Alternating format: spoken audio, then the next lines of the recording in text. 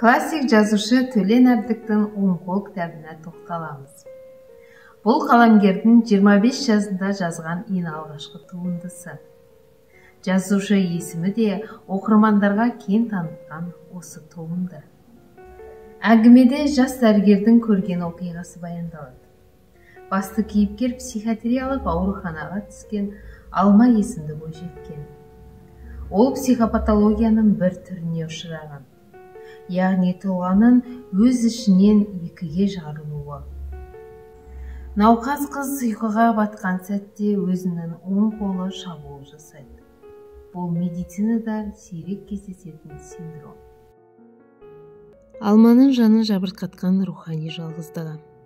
Қуанышы мен қайғысын шын бөлісер сырлас тапқанда ғана жүрек тынышталмақ. Бұл орайда дәрігердің міндеті тәнмен бірге жанды да емдеу. Мейірім мен махаббат кейде дәрігерлік көмектен де маңыздырақ. Сыртқа шыққанда август айының түнгі самалы тынысты кеңейтіп, еркіндікке, оңашаға шақырғандай қуанышты әуей сезім әкелді. Мен көзімнің қиығымен ұрланып ылмағы қарай бердім.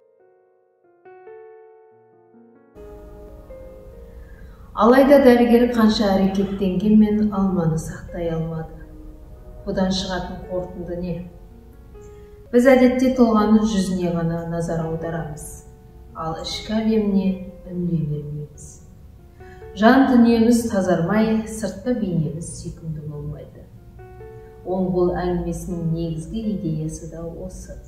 Қазақстанда құру оқитын білімді, зиялы ұлттан басталады. Ел болып бірге кітап оқиық.